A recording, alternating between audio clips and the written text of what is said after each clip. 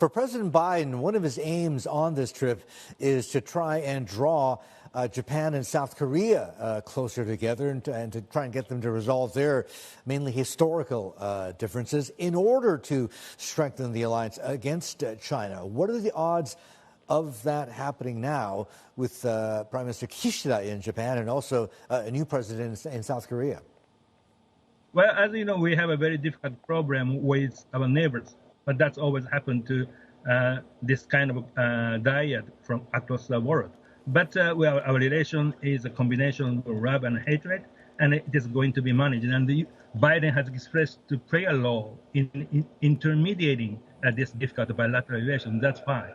And then for trilateral cooperation between U.S., Japan, and South Korea is critical in extending our deterrence effect against China.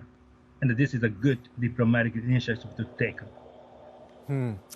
Matsumura-san, you know, the public mood in Japan, how would you describe it right now? Because from the government's point of view, over the last, I'd say maybe 5-6 months or so, dating back to late last year, there's been a noticeable turn. The government's been starting to talk about a policy that would allow the JDF, Japan Defense Forces, to stage counterattacks. This sounds like it's straying further and further away from the pacifist constitution, but is Japan's public ready for that? Well, there is always a sort of a fundamentalist under the pacifist constitutions, and there is always be. But particularly after how we have observed Russian aggression against Ukraine, then the public mood is changing.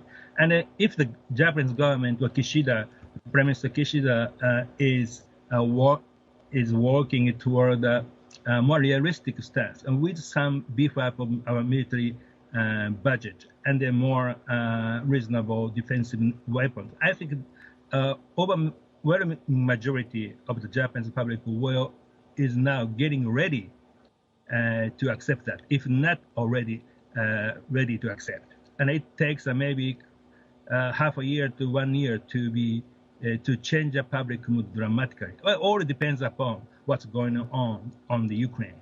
Hi, I'm Emily Tan, and thanks for watching CNBC. You can check out more of our videos by clicking on the boxes on the screen, and don't forget to subscribe to the channel for more. Thanks for watching.